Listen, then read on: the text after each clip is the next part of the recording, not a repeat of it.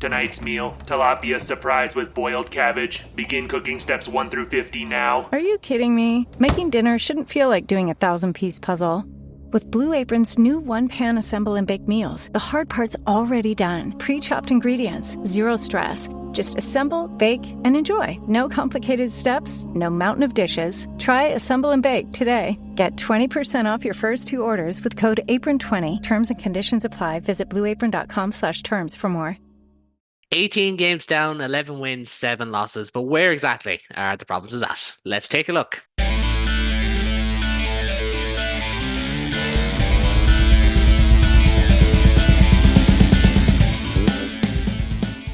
Hello and welcome to the latest episode of the Interpro Show, your home for all things Irish rugby from across the professional, amateur, men's and women's game in Ireland.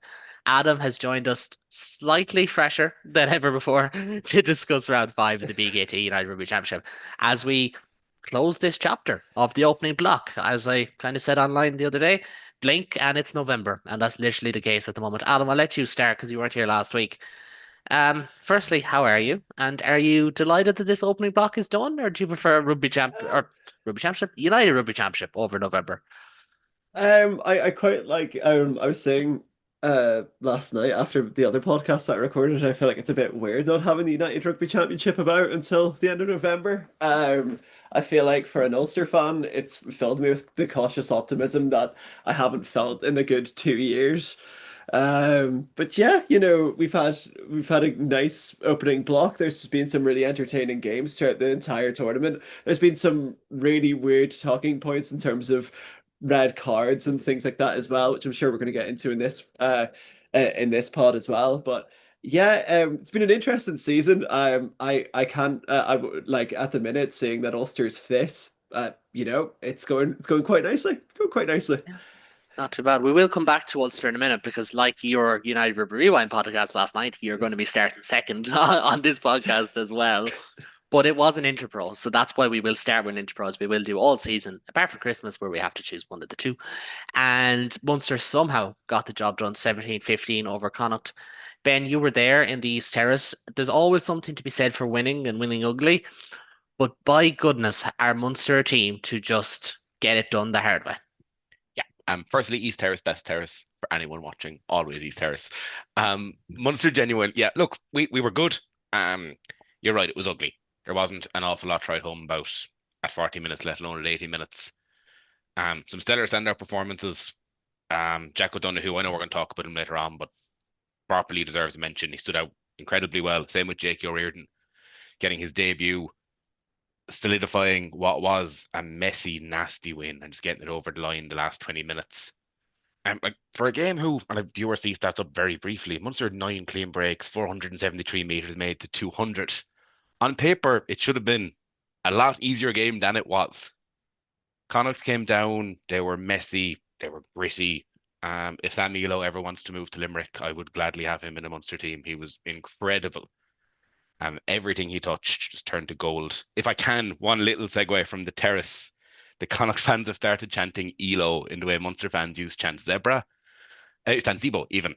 And the man beside me in the terrace shouted over, ER can't help you lads, he's off with Winnie the Pooh.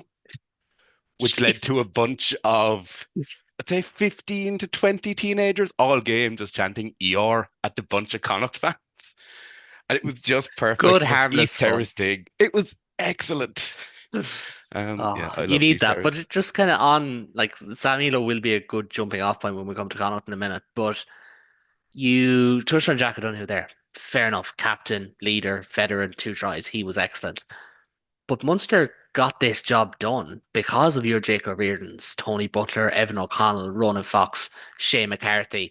Like there has been a constant talking point that Munster have won games in these first five rounds that they haven't done before. This time around, it's like, oh, not only are they winning games they probably would have lost, they're backing the young lads. It's not Craig Casey and Tom Farrell dragging them over the line this time. It's Tony Butler and Jake O'Riordan. And I know Alex Nyfeld was man of the match and Gavin Coombs was also superb. But like it is the younger cohort who are just taking the game to opposition, getting the job done. And that is probably coming from Macmillan's confidence and backing them and giving them proper cameos. exactly. It's excellent to see. And I mean, I've been critical of Tony Butler a little bit. I think he had a couple of work-ons that he had to do in preseason. He clearly has. McMillan has given him minutes that he wasn't getting previously. Jakey, excellent. Ruan Quinn came in, and his line-out work was incredible for that 25 minutes he was on the pitch. Cannot ask for any more from him. Little hat tip to Shane McCarthy. I know Shane Daly was excellent, but when Shay came in, he was just beating men for fun down the wing. He was superb. And like it says a lot that Munster have used, we're at Leinster levels using players. We've used 41 players in 5 games. Yeah. It's 5 wins. Only Leinster are ahead, but it probably Leinster wouldn't be ahead if it wasn't for the fact that Arnold playing. If not for Andy Farrell. Yeah. And like we're winning games we were losing last year. And that is the most important thing. If you run this game back 12 months ago, Connacht come out of Thomond Park with a win. They played in a way that, they played in the Connacht way. They have Lancaster tendencies brought in, but they come to Thomond Park every time, and it's like it's a URC final for them. They fronted up again. A little hat tip to Ronan Fox. I know you mentioned him, but his scrummaging was fantastic. He's really a tough man to scrummage against. He's really square, isn't he? Yeah, like looking at him, you'd almost think his technique isn't going to be great. The way he gets his bind on is really interesting, especially in comparison to John Ryan, where he goes a little bit higher and manages to properly push through. Which, again, for a man of his build, you'd almost think he's going to try and square up and almost porter it and go up along the inside. Yeah. But he's just mincing straight through your outside shoulder, and it is wonderful. Yeah. And just on that, like you mentioned, Munster winning games they didn't before. So last season, they got 5 points against Scarlett, so it's the same. Against Cardiff, they lost, so they picked up 3 in the differential there. Picked up 3 in the differential against Edinburgh, 5 versus 2. Obviously against Leinster, excuse the typo, 5 extra points gained. Now they slipped back 1 because they didn't get a bonus point in this win. But 10 points better off against the same opposition than last year is a great start. The same can't be said for Connacht, however. And David, I'll bring you in here. It has been... Look, we said it ourselves. We'll judge Connacht after the first 5 games. And now it almost feels harsh to say that because by our own standards, we have to be critical because it has not been the best of Connacht rugby over the last, 4 games in this instance. Yeah, it's been kind of disappointing. They had a really promising start. I think there's a lot of hope that Stuart Lancaster would come in and tidy up some of the messiness that Connacht have displayed in the past, costing themselves victories where they really should have been able to grind it out. In, say, contrasting the way that Munster have in similar fixtures.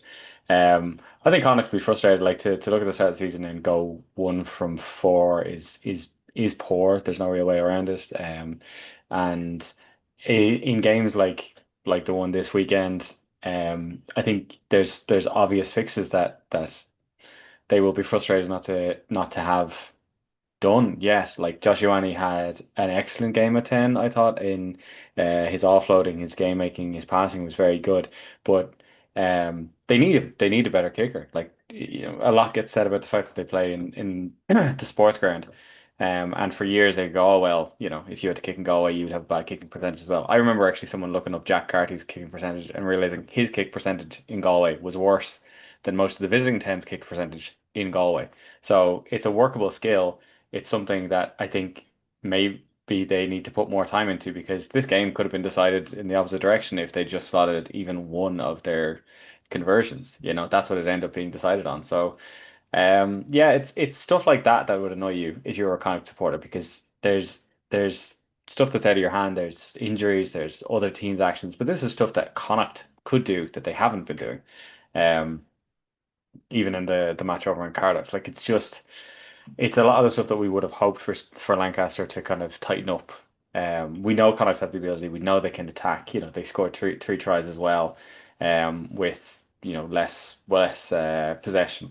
But it's the no talent stuff that you're like, just do that. And Sam Miller actually thought was a good example of what you want from that. His carrying was superb, and he's a player who seems to have really grown into his position in Connacht.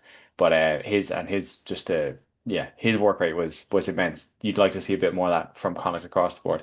I was kind of heartened to see that it wasn't just Leinster who throw intercept passes against Munster. Stuff like that will annoy you, but in that, I watched that back and I went, it's not. I wouldn't even really blame Connacht in that one. That was just a really good piece of work to spot what was about to happen and step into the gap. So I would almost give more credit to Munster on that front than blame on Connacht's end. But yeah, no, they'll be frustrated. It's one from four. As I said, it's one from four rather than one from five. They do have a game in hand, but even allowing that for that, if they went up to two from five, my own team are in a similar position. But it is a poor start, and I think going into November they're not a team that wants to spend that much of the season that low down. And if I look back across their games, the loss away to Cardiff, that's a frustrating one. The loss at home to the Bulls, again, 1 point difference, a misconversion could have been the game changer in that one as well. And then the loss at home to Munster. It's just inches in each case. But at the end of the day, if you keep losing, it's the opposite of South Africa in the last World Cup. You win 3 games by 1 point, you've won 3 games. It doesn't really matter by how much. If you lose 3 games by 1 point, you still lost them. And I think Connacht will be frustrated that when it comes to those close run battles, they keep being the ones who come up on the wrong side of them. And I think that's probably going to be their ultimate takeaway from this first block of games. Yeah, and their 2 games after this are going to be after November are going to be Sharks and Dragons. If they don't get 9 points out of those 2 games, I think you're already looking 7 games in, 3-3, or sorry, 6 games in, 3-3. But like you need something. Fair enough, they've taken 3 points off Munster and the Bulls. There's nothing wrong with that. But these were litmus test games for a reason because you have to pick off one of the big teams somewhere along the way. So maybe they'll do it at the end of the season against Munster or Ulster or Leinster. We'll wait and see. But Adam, I'm going to bring you in here because last week we had a big controversial moment in the Connacht game, a ballsy one, and this week we had a balls up of a controversial moment because there was a bit of a ghost try given. Now, Ben, for obvious reasons, was there, so he probably didn't see it as well as the rest of us. I was actually, so insider baseball here. I was working on the Dublin hurling final. That was literally going down to the wire as this, or like a penalty was being scored as this happened. So I missed it live. But Andrea Piardi seems to say held up, then says I don't know, and then essentially gets caught between the two questions of any reason not to give it or try or no try, and it gets given without what looked like clear evidence, but Lipperini, the TMO, gave it. So what was your thoughts on this? Because is it even fair to call it a ghost try? Could we just say it wasn't a try? Is that too harsh? His wording was, "Oh, the ball's over the line. I will give the try." Like there was no sort of I've never American seen a football referee. style. Yeah, I've never seen a referee go from the polar opposites of, "Oh, that's definitely held. That's definitely held in the ruck. That's definitely held," to TMO to the TMO not showing anything at all. There was nothing. There was bodies everywhere. And the beauty of the game that wouldn't have been given. Just any other. I feel like any other TMO wouldn't have given it. But the way that Piardi mentioned it, he was just like, and he mentioned it, and this is when the TMO microphones hooked up to the entire stadium really works its magic, because he mentioned, like, he was like, "Oh, the ball's over the line, so I'm just gonna give the try." It's the closest we're gonna see, as you say, a touchdown in the URC, just because I still don't see how that's a try. Like watching it, I have it here. I pulled up a tweet that had it, and I still don't know how you give it. Maybe you could say, I feel like forward momentum gets him there. But even at that, it's questionable, isn't it? It's way too hypothetical. I think TMOs, if we're going down the route of TMOs being hypothetical, I think he's going to get over the line because he's been pushed by a player. However, there's a player underneath it. However, I do think the ball could be down. That's when we get into really dangerous territory with the TMO. That's when we almost get into like VAR and the football Premiership in England. It's like, "Oh, this is what I think it's going to be," instead Like of that was our going issue in. in the ground primarily because we'd all seen PRD say held up. He clearly says held Yeah. up. And then he goes TMO and he comes back with, and we heard none of it, but we come back with the mic, which is then just, he is over the line, therefore it's a try. And we Yeah. were just like, but we know it's over the line. You said it was held up. And you can't see clear grounding. That's the thing. And like the thing is, for you, Ben, like you be conscious of, I can't be too critical here. If it sounds like I do, then it's like, well, you still won the game, which is absolutely true. Munster still won the game. But interpros are often decided by calls like these. And like for me, look, I'm not one to call out referees. I do think the standard No, of refereeing globally is on a little bit of a dip because of the law incentives and whatever. These particular calls I always feel aggrieved by because don't tell me it has to be quicker. Like, you just get the right decision. Do you know what I mean? It shouldn't take that long to get the right decision. A lot of But the for issue me, is, and World Rugby have made the point of like, they brought in the TMO mic to allow fans to hear what's going on. But if we are seeing held up, clearly communicated held up in the ground, and then he comes back with the ball is over the line, and the point we made in the ground was we know it's over the line. It can't be held up. It's not over the line. That was the location of the ball was never in question. And we've seen, as Adam said, was it 4 or 5 replays of a mess of a ruck? We're like, okay, what we doing? It's insane, and it's just that same old, isn't it, Adam? Like it shouldn't happen as well with the fact that the referee is classed by World Rugby as one of the best referees in the world. Do you know what I mean? Like he wouldn't have gotten all those like Lions tests and stuff like that. I do find it really interesting how he like if he's a referee, he saw it being held up, he calls held up, he should just back that. He should be, do you know what I mean? Like or his questioning should be, I don't see any clear grounding, no try. Go to the TMO. Is there any grounding? No, no try. Do you know what I mean? Like we've seen TMOs where it's been expertly like managed and expertly talked to. I thought the Leinster referee against Zebra was very good at doing that, at really explaining what he wanted to see from his TMO really And you know what? extensively. There's a point to be made there in the anglicization of rugby communication as well, because you are asking the likes of Andrea Piardi, Nick Amishikeli, French referees, whoever it is, to communicate in a second language often, and that can often lead to issues, I believe. Do you know? Not, I don't think this is one of them. I think this is a interpretation issue. But I do believe that does happen as well, and like putting the spotlight of like the mic, and it's a good idea in theory. But I do think like if you want more English speaking referees in the crowd, promote English speaking referees. Do you know what I mean? If you want more foreign referees, let them speak their own language then if that's the case, Yeah. and make things a little bit more seamless. Because right now I do think we're in a like as much as this call for one for me is like you have to get this right, there's also the element of like the game as a whole is not helping referees. It is incredibly difficult at the moment to officiate, and that is an issue in and of itself. But we won't dwell on that because look, we've got 4 internationals coming up in the next few weeks. We could have a long time to go over referees. We don't know. But Ben, just to kind of come back to you for a second, like mentioned Munster, the young guns playing well, but you mentioned Jack O'Donoghue. Alex Langford got man of the match, and Gavin Coombs was Gavin Coombs. Yeah. I think that's just what you call that. He was Gavin Coombsy. 3 very important players for Munster, but O'Donoghue in particular, he's a new man this season. And Finney Wycherley as well, we should say. Like he leads the tackle stats in the URC through the first 5 rounds. 2 men who have just, I'm not going to say come from nowhere because that would be disingenuous, but have just become super important very, very quickly.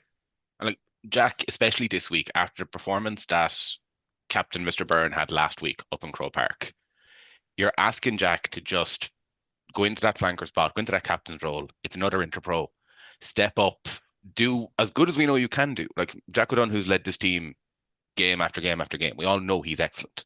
But to go in and put in a performance like he did on Saturday in a game that was messy, that could have gone either way realistically, previous discussions or not, to come out and maul as well as I've seen him do in years.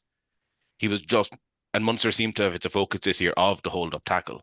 But even on defensive mauls, he was just nailing straight through. He was getting on the ball almost straight off the line out, which is incredible. Fineen, and like I appreciate as a Munster fan, we've talked about how good Fineen Wycherley is for 3 to 4 years at this point. He just keeps stepping up and up and up and up. And that we don't, when he plays, don't feel like you're missing anyone. Same with Joshy when he comes in. Josh is also excellent. Coombs and Alex, I feel bad because we know how good Coombs and Nankivell are. Nankivell and Tom Farrell, man, the match rotates between the two of them, depending on what day of the week it is. And Dan Kelly wonders, what did I do wrong? Because he's also been really, really good. It's like, what more am I meant to do? I'm on the floor shouting at Piardi. I'm doing everything I can. Yeah, what am I meant to do not here? not his finest moment if you're one of those type of rugby fans, but if you're a rugby fan like Ben, like myself, like Adam, I'm sure, like David, I'm sure, you're like, oh, I love that. Do you know what I mean? We've been saying since week 1, Munster's depth, what way is it? 41 players, 5 games out of 5. Yeah. Our depth is doing exactly what it needs to. And there are performances that you're a little bit like, okay, that needs to be better. But there's players stepping up into those roles left by internationals, by injuries, and are taking that jersey and saying, "Come and get it back off me." Yeah. And it's all And any of us want. I touched on this in another podcast. Like, fair enough, Roman Solano is probably the only big name player yet to feature this season. But the likes of Mark Donnelly, Kieran Ryan, Danny Sheehan, Max Klein, maybe Darren McSweeney, hopefully Conor Ryan, Luke Murphy, um, maybe even a Gordon Wood, Fionn Gibbons. Those lads could all well feature. Now, this weekend, Munster play Argentina. They do have a good few injuries. I mean, in relative scale, do you know what I mean? Um, they'll have a few absentees. It may not be as weak of a team as you'd I expect, would love to but they got see. loads of guys to come in. I'd love to see O'Riordan get another game this weekend. Like it's. Would you start him? Yeah, I personally would. I don't think Argentina test squad come to Thomond Park. Whoop-de-doo, it's excellent. But go with the kids. Like, get them experience of playing in front of 20,000 people in Thomond Park. So what if you don't win? That's true. And I know that's uncompetitive of me and whatnot, but like it's a experience game. It's a friendly. Yeah. Play And the in lads. true Munster fashion, we will talk about it if Munster win. I don't think there's enough to preview. Like, we're recording now on a Monday. We haven't got a single squad update. We don't know what the Argentina squad is. Oh, You know, if there's no Munster win, point. I'll get But like a little Puma teddy somewhere in the background just to point and laugh at it. But like that would be the extent of it. just quickly for myself on this one, like, obviously, as I said, I was working. I didn't get to catch all of it, or well, it was on beside me, but you know what I mean. Work had other ideas at times. I do believe that Munster winning these games, and I just realized I spelled Munster wrong in the program notes. I went with Munter. I do believe Munster winning these games is important because last season they either struggled to get over the line or they were blowing big leads or whatever. Like against Cardiff, they were pretty much in front for most of that game. Against Connacht, they were in front for a lot of this game. Um, Against Edinburgh, they were ahead for very little of that game, but they did come back and they did win that one. I do think it is very important that Munster learn from this, and they have a month now, and I think 2023 is a good example. When Munster have a month together of players fit and training, they can typically make it gel, but like their next block, and we'll talk about it coming into the month, Stormers, Bath, Gloucester, Ospreys, Leinster, Ulster, Toulon, and Cast. No gimme there at all. Maybe casting round for Europe potentially. No gimmies. But on the flip side, Connacht, as I said, if they're not picking up, 9 points from their next two games, against what I say was the Sharks and the Dragons, they're in trouble. Do you know what I mean? Like they've the Sharks at home, they've the Dragons away. Even like, they've Black Lion in the Challenge Cup. Like they should be rotating heavily. They should be getting 5 points there. I'd be very concerned if Connacht aren't, realistically, they should win their next 4 games. They should win away to the Ospreys in the Challenge Cup. If they're not winning their next 3 games, there's serious concern ultimately because they have the players. Like it's not, yes, their squad might be a little bit thinner than it used to be, but like it's still plenty good enough to be winning these games. Realistically, they should have won one of their last 2 games. Not getting over the line in either is probably more of a concern than anything, especially after being so flat against Cardiff. And you could argue we haven't really seen them step up since then. But we will move on to Ulster in just a minute. But before we do, make sure to subscribe to get all the latest content ahead of a busy month of internationals. I'm delighted to say that last week was our most popular episode yet. So big thank you to everyone who tuned in to that show. But as always, if you could share this with one friend, leave a comment, do whatever, it makes a huge amount of difference. And thank you for all the support so far. The channel and the podcast are only going to keep on growing. But from the junction past Limerick to Joburg, as Ulster looked to but failed to continue their winning run as the Lions halted a 49-31 win in Ellis Park in downtown Johannesburg. Adam, I'll start with yourself, and you can give bigger picture on the week before as well, seeing as you weren't on. I don't mind. It just felt like too many injuries got in the way for Ulster, having been relatively first choice a week ago, and then quite depleted this week. Yeah, I feel like it's just been like it wasn't a game where I was disappointed to lose. Of course, I will be disappointed to lose games. However, I feel like we played very well. I think we played very well given what we were given, essentially, player-wise. We started Tom Stewart at 7, and we said before about that would probably only work if Augustus was still playing, but he pulled out. He pulled out about an hour and a half before the game started due to failing a fitness test. Would that game be different if Augustus played? Probably. I think he's that type of player that he's good enough that he could change that game. Um, I I think Bryn Ward had like an okay debut given the fact that he was basically thrown into it completely. But yeah, I feel like just our depth was really tested, and I find it quite worrying as an Ulster fan the fact that we did put a hooker in at 7. I did know like he did play in like a relatively good game against the Sharks, Tom Stewart at 7 for 20 minutes of a game. But that was 20 minutes of a game. That wasn't that he was starting the game and playing there. He did what he needed to do. But at one point we had 3 hookers on the pitch and we had Rob Herring play 80 minutes. Like that for me as an Ulster fan is quite worrying. The fact that we had 3 hookers on the pitch, 3 hookers on the like it got to the point where James McCormick came on, and I was like, right, okay, there's Rob Herring and there's Tom Stewart, and then yeah, it was sort of like that was the feeling throughout the game.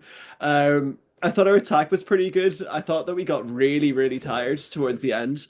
I didn't realize how much we were playing up in altitude because the commentators kept on mentioning about altitude. I feel like there's a lot of our players were really tired. I feel like Nathan Doak must have carried something as well throughout that game because he wasn't kicking. No, He he didn't wasn't really. himself. He wasn't himself, no. I feel like we were really tired. But saying that on the flip side, I'm really pleased with the losing bonus point. I would have been really happy with 2 bonus points, but those last 10 minutes, as I said, it was tiredness. It was just we didn't let the attitude didn't drop, which is good. Like we still were really fighting it. We were really putting our game into it. Whereas I'd say a year or two ago under a different regime, we would have been down and out and just let them on through, whereas we were still scoring tries, we were still peppering them, we were still Yeah. trying to think of different things. But yeah, it for an Ulster fan it's weird. Of course we didn't have our Ireland players as well, and it really shows how much the likes of like Ian Henderson's been doing in that squad defensively, I think, as well. And the likes of Jacob Stockdale as well. But to be fair, Robert Balakoon was unbelievable. When we Yeah. talk about And back threes. I might jump onto that now with yourself, Ben, because again with Ulster, it feels like, oh, we have to talk about this back line, we have to talk about this guy, that guy, or the other. But Rob Balakoon, a hat trick with like only 8 touches, 2 brilliant finishes from close range, and 1 long range score. Mike Lowry just guiding across the field as he always does. James Hume was superb. As we mentioned before we hit record, probably looked like a player who started to fatigue, and it looked like the case. But like again, as we talked about so many times with Ulster, if they have their first choice side, they will be dangerous. It's when they have to go down the depth chart a little bit, and you're starting Bryn Ward and Tom Stewart in the back row, and you know, things like that, or Doak and Murphy can't go 80 minutes. You start to see it a little bit more, but like first choice squad with the likes of Hume, Balakoon, obviously Stockdale missing, Timoney missing, McCluskey missing. It's pretty good there. But on Hume, Lowry, Balakoon, arguably the 3 I best mean, players. yeah, and look, arguably the best backline URC currently. Balakoon, I mean, you mentioned the 2 short range tries, they were excellent, but that long range try should be played. It's close to try. It'll be close to try the season. He's just so good. Isn't it great to see him Um, off his wing too? It's just like this first Ireland try he scored against USA. He yeah, gets 1 touch off his wing and he's gone. like as you said, he got what 8, 9 touches all game. 8, I think, yeah. But anytime he got it, he was either scoring or he was making 15, 20 meters per carry and making Lions players who aren't mugs just looking like they should be nowhere near him. Lowry again, some of his escorting runs, some of his kick throughs are just excellent. Like James Hume, he's what he is. Jude had a decent game. Um, Yeah. Probably not his best this season, but it certainly wasn't a bad game. I would just very briefly because I I thought he have started really, really sharply before you move off on Jude, but yeah. my Joe Hope stocks are higher and higher and higher and higher and higher. He was so good in an Ulster pack that struggled. As I said, you had a hooker at flanker. I mean, Bryn Ward's making his debut. What I don't know what Ulster are meant to do in that scenario. But Genuinely. you're putting a kid in at second row, and he was just fantastic. Again, It, Yeah. it's so nice that the academy's producing. We've got Charlie Irvine as well. They're like both near enough touching 6'7", and they're both absolute units. It's yep. so good to And see. don't forget the 3 back rowers of Bryn Ward who played in this game. Yeah. Lorcan McLaughlin, whether he kicks on or not is another thing. He hasn't played for us yet, and James McNabney. Those lads are all under the age of 22, 23. Do you know? Mhm. But I might just bring David in here if you don't mind. Because David Ulster had 10 players this in that Ireland XV squad. We mentioned the likes of Lowry. I know Hume missed out, which is a big call. Jude Postlewaite is in there, Jack Murphy and Nathan Doak. You are hoping that if that game is anything positive, it will be in the sense of lads who are very clearly should be maybe third choice, give or take, or maybe fourth, but third or fourth, can put their hand up, can have a big showing, can show what they can do. And with just pick the back line for now. Tom Stewart is captain as well, I should say. Nathan Doak, Jack Murphy, Robert Balakoon, Jude Postlewaite, Mike Lowry. If they're all there and they put their hand up, then that's better for Ireland, isn't it? It should be. I mean, like, it's been a kind of a tricky thing for Ireland in general, in that supporters tend to want a bit more rotation in main line games. We may Whereas I have mentioned think that once or twice on here, yes. once or twice. I've always been of the opinion that Andy Farrell has a pretty clear mandate that he's just supposed to win all his games.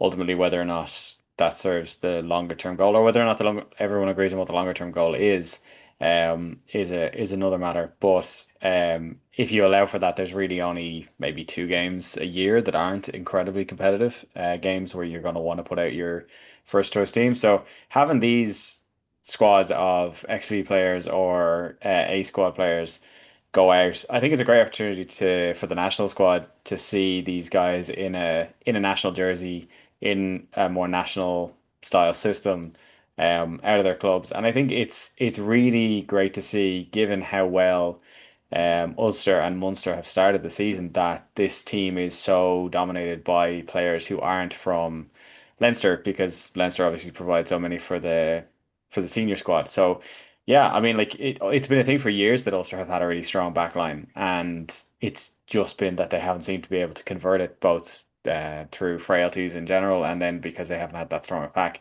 This season they seem to have sorted out some of those issues, and they're thriving because of it. Important to remember they have a game in hand too. They're three wins, but it's 3 from 4. The one game they're missing is away to Edinburgh. I think they'd feel reasonably confident about that match, and if they could pick up 4 or 5 points from that, they'd be up in the top four.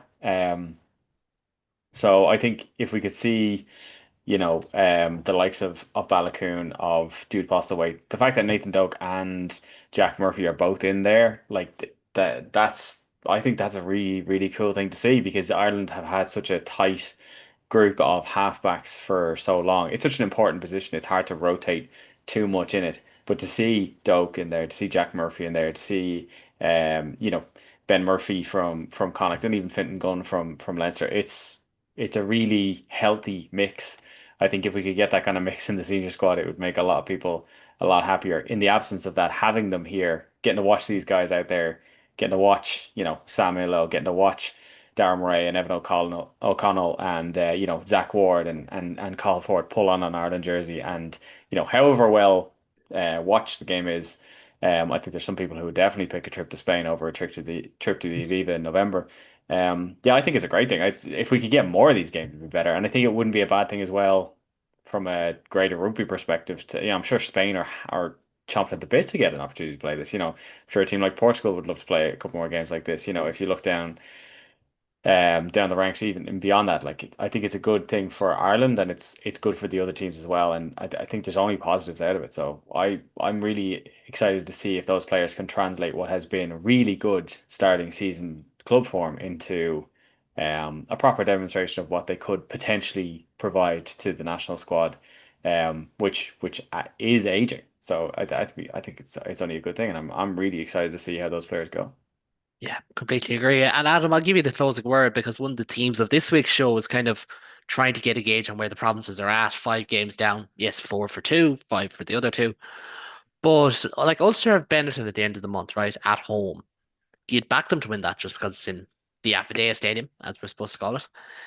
But I think this break has come at a good time for Ulster, is it fair to say? Like, lads just starting to pick up niggles and knocks and whatever, but like, they've had a good first few games, good first few weeks. Like, they even had a preseason win over Edinburgh, it's easy to forget as well. Like, so they did decent preseason as well. We'll take the points from that, please. Thank you. Take the point. Yeah, sure, why not? I think it's only fair. But we park that. They've started strong. They're in a good position. I think they should be really, really happy where they're at, shouldn't they? Yeah, I think so. I think at the start of the season, I've been on many podcasts where we were sort of like written off.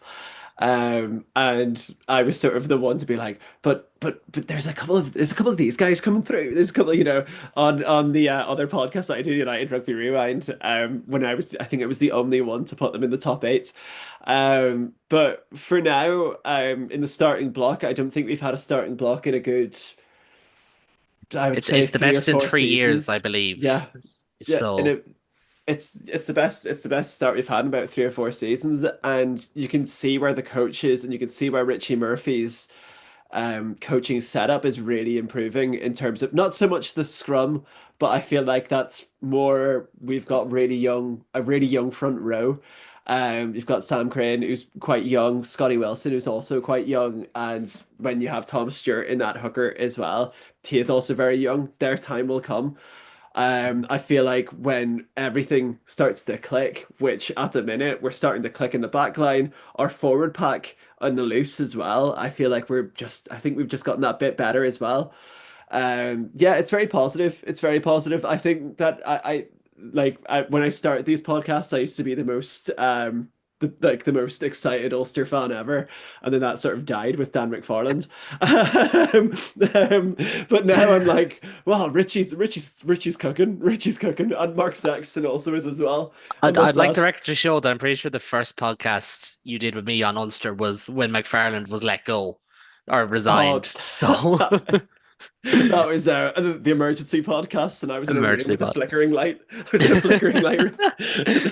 But we'll jump off Ulster. We'll move on to Leinster in just a minute. But we do, as always, have a quick run through the AIL. In the women's AIL, Galwegians and UL Bowls remain top thanks to comprehensive try bonus point wins. Elsewhere, Railway got off the mark against Tullow. Black Rock continued their good form as they crushed Ballincollig. And Belleville overcame Wicklow 34-13. In the men's sides, there was 4 away wins out of 5 in 1A as Ballynahinch, Clontarf, top spot St Mary's and Lansdowne all won on the road. In 1B, Instonians returned to the top as they defeated Old Wesley. Barnhall and Dungannon are tied top of 2A, while Weegens remained one clear of UL Bows in 2B, Sligo dropping points the first time all season, and Thomond remain a perfect 4 from 4 for 20 points in Division 2C. Ben, you're usually our AIL man. I think the story there so far is definitely the 4 away wins in Division 1A. Not a great week for Munster sides in the top 2 divisions, but 4 away wins. Ballynahinch, Clontarf, top spot St Mary's and Lansdowne. Mary's and Tarf might be the 2 teams to beat at the moment. Mary's, Tarf, and Terranure are looking really good on top of that as well. They unfortunately gave Nina a little bit of a slacking on Saturday. My beloved Cookies did not have the greatest performance against Lansdowne on Saturday. Came back really well, but Lansdowne just too strong in the end. College, Ballynahinch and Terranure, for me, are going to be very tough to beat. I'm slightly worried Tarf will fall away a bit as the season goes on. I have to mention Instonians again. I mean, they look like an absolute force. They're going to get up, probably no problem at this point. It'll be consecutive promotions from junior rugby to Division 1A the AIL if they can manage it. That is insane. A very brief 2B is starting to look really interesting. Galwegians, Bows, Sligo, Malone, only a game between the 4 of them. And all of which had ambitions of getting up to 2A at the start of the season, all of which realistic ambitions of getting up to 2A. Mentioned the women's very briefly without touching on the results. The table's looking interesting. A couple of results the weekend. If you haven't seen them, you don't need to wipe your eyes. They are real. One team did score over 95 points in the game of rugby on Saturday. But it's a pity that's where we'll probably talk about it another week where we're not as tight for time. But there is that kind of like top 6, bottom 4 element of women's AIL, and in fairness to the likes of Ballincollig and Weegens, they've kicked on in recent years, but there is still that we've said in recent weeks how good women's AIL has been. There's been cracking games and cracking results, and we're going to have weekends like this. I think it's wrong not to mention it in a little AIL corner that we do. But again, the league is growing. The league will continue to grow. Yeah, another crack them again, Niall. As you said, 1A with a load of away wins, starting to get a bit of a disparity gap between your top 5 and the bottom 4, unfortunately, even already now. But And the likes of Nina, you feel like they really need to pick up a win sometime soon. Nina need to Because get a win, and they're they're getting. a solid team. Like they're not like this was their big loss, but typically they've been in games. But we'll wait and see how that unfolds. But we will move on to Lansdowne Road, where Leinster closed off this opening block with a 50-26 win over Zebra Parma. David, not only are you going to open things off for us, you were there. You were in the Aviva Stadium. You were one of the 14, 15,000 or whatever it was. And I think the damned if you do, damned if you don't nature of playing Zebra and winning well means we can just start with the win is a win. And it was a full 5 points and finishes the block a lot better than it had finished a week prior. Yeah, I think I posted on Instagram at the time. We few, we happy few. It was like at the end of the day, all we wanted out of that game was 5 bonus points and a decent enough points margin. I think I had illusions of hope at one point that we'd be able to get ourselves back into a positive points difference. We're not quite there yet, but we're down to -10, which is a hell of a lot better than -34. So like at the end of the day, Leinster got their 5 points. They got a big bonus point win, and I think the super positive side to the story for me is that, as you've mentioned before, Leinster have lost a lot of players now to the Ireland squad. They're all over in Chicago, having a whale of a time. So there were 6 players making debuts in this game, 6 players, and then 2 more who were on their second start. So we had Hugo McLaughlin and Jerry Cahill starting. Hugo at fullback, Jerry at loosehead, and then we had Bobby Sheehan, Alex Usanov, Casper Gabriel, and Kieran Mangan came late to the bench. Max Deegan initially supposed to start, dropped out in the warm up, and then Alex Soroka moved up to start. So Mangan came onto the bench for his debut. Then we also had JJ Kenny, his second match, his first start out on the wing, and we had Sparrow, the replacement tight head. I think this is his second cap as well. So an incredibly green team, and I think in that context, it was a great performance. Definitely more porous than we would have liked to be in the first half. Um, Zebra, as I would have made the point of saying in the past, while they're not always a team to rack up big frequent wins, they're a team that know how to attack. And I thought it was particularly fortuitous for Leinster. There were 2 red cards in this game, one each. Both of which, now I obviously felt that the Andrew Osborne one was a little bit harsh, but they both ended up with red cards. I think the Zebra one definitely hurt them more because it was their number 9, who until that time was a complete pest. He scored one of their tries from a quick tap and go. He was also the architect of their first try with a very nice crossfield kick from the base of a ruck. So the loss for Zebra on that front was keen, but I thought it was a great game for all of the new guys who came on. Hugo McLaughlin, like fullback, is not a passenger position, and I thought he played it very well. If I didn't know it was his debut, I wouldn't have guessed. It was a very tidy performance. I thought he covered the backfield well. He distributed well. He was the last pass for the first try there. After Harryburn dinked through. Jerry Cahill, AIL success story. Leinster obviously losing a lot of their front rowers to the Ireland squad, so Cahill was signed from, I think he's Lansdowne FC and Dublin University Trinity College. Player of the year last season. He gets a short-term contract for Leinster. He comes on, plays 65 minutes, scrummages well. His work rate's pretty immense, and he scores a try. Like you can't really ask much more than that from a debut player in that kind of position. Bobby Sheehan came on. People probably know his brother a little bit better. It was a short enough cameo, but he managed to work a line break and an offload into it, so that was pretty class to see from him. Alex Usanov, quite enough, but very, very young player. That's the increasingly disturbing thing about these players is just how young they looked. Or Kieran Mangan came on the pitch and he looked like an actual child. He's 20 years old, but very youthful looking. I thought he was great. He came off the bench, won an aerial contest, which is always great to see from a forward. And then Casper Gabriel, a lot has been said about him. As much as there was, he didn't feature massively in this game. He only came on the last 5 minutes for an excellent Harry Byrne, who won player of the match, his second time winning player of the match while starting in this season for Leinster. Casper came on, 5 minute cameo, not much, but didn't do anything massively wrong except not sit the ball properly on the tee. Went for the dropper, missed it. It would have been a really nice way to start his career, but at least he went for the dropper. So I thought, like, if Leinster are going to take anything from this, it's the 5 points, it's the big scoreline, but it's a lot of these young players who stepped up, particularly in a season at the start of which a lot of the senior players didn't. there were a lot of senior players in that Stormers capitulation in the first match, and there were even more senior players and Lions and internationals in last week's complete implosion against Munster. So to see that many young players um, really come in and really, step up, and to see JJ Kenny take 2 tries in the first half, really strong carrier, really, a physical winger, which is lovely to see. To see Alex Soroka, I think Soroka and Harry Byrne are two of the success stories at the start of the season. Harry Byrne on loan away to Bristol comes back with a real fire in his belly. Ross is gone now. Sam's form is dipped, and Harry Byrne just seems to be going, you know what, I'm still here. I'm only 26. I can still play. I can still make a case for myself. He's one player of the match back-to-back times. Alex Soroka wasn't supposed to be starting this game. He was on the bench. Max Deegan drops out in the warm-up.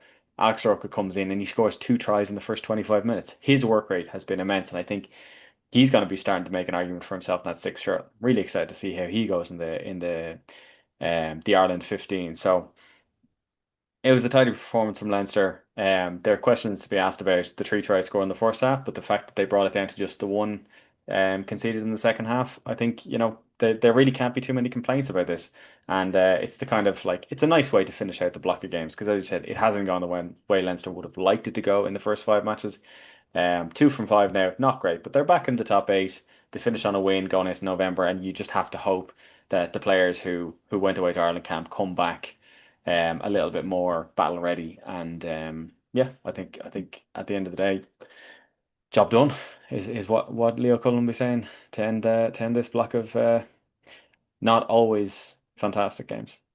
Yeah, absolutely. And Adam, I'm conscious that I made 3 notes. One is a win is a win, the other is red cards, and the other is debutants. And David touched on all of them. So I'm a little bit lost for words here at this moment in time. But I think to just kind of go back on it, like Leinster have not made a start to the season that they will be happy with. We flashed up the Munster graphic earlier of their differentials, them being +10 on the same fixtures. Leinster are -9. Games like this in isolation, good.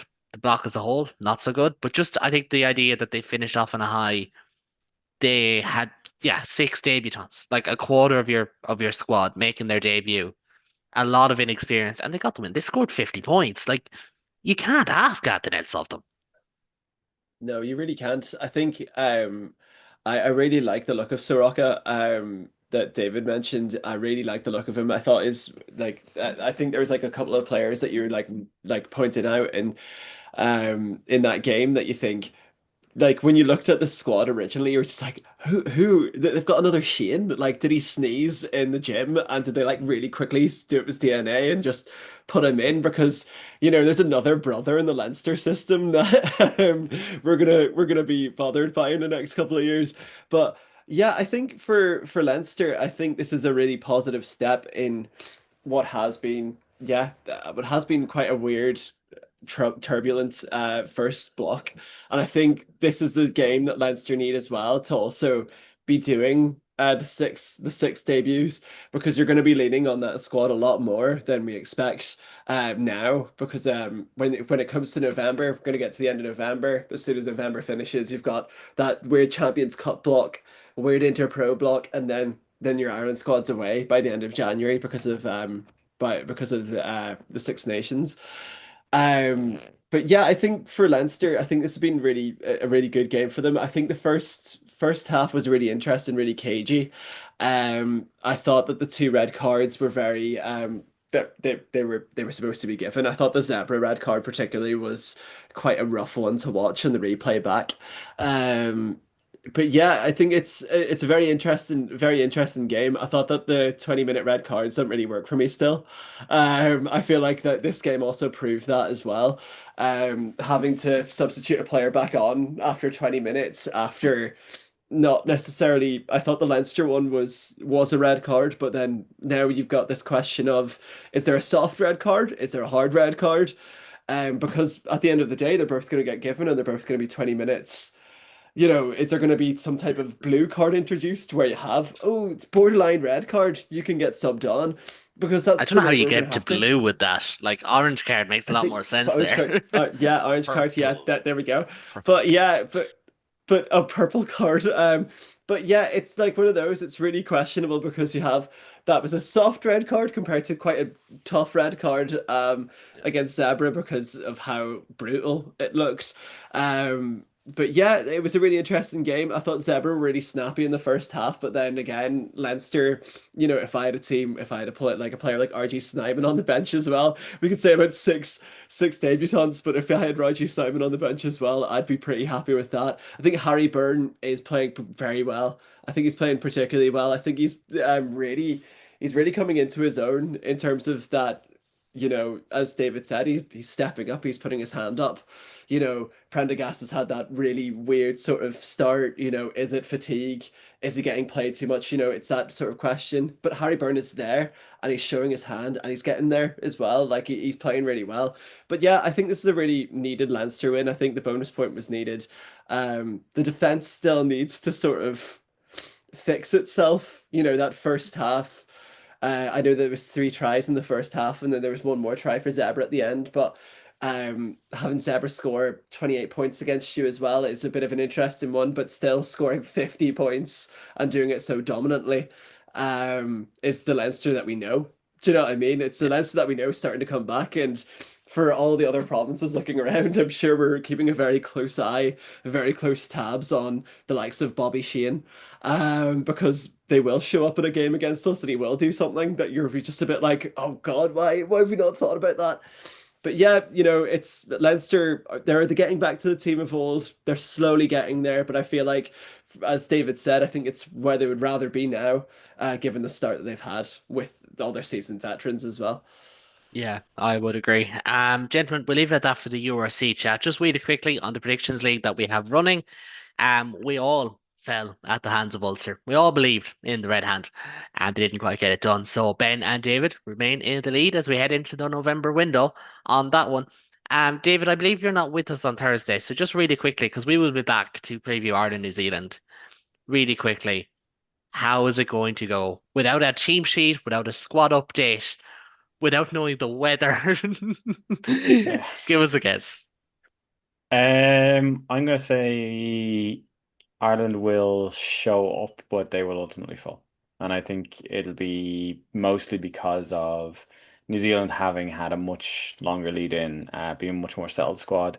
Ireland can sometimes start slowing these things. But yeah, I think it'll be competitive. I think we'll go right down to at least the last 60, 70 minutes. But I think ultimately it might be a step too far with a few important players either missing or rotated. And I think ultimately it'll be a 1-score game, but I think New Zealand will come out on top.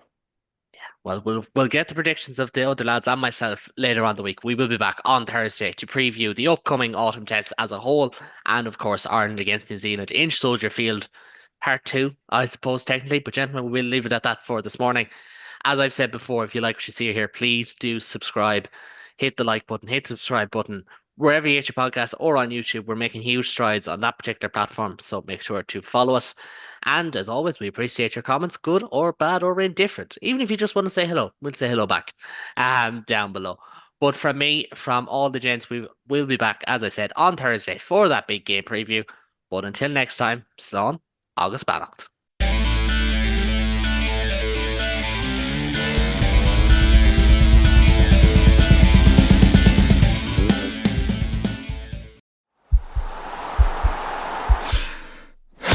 This podcast is part of the Sports Social Podcast Network.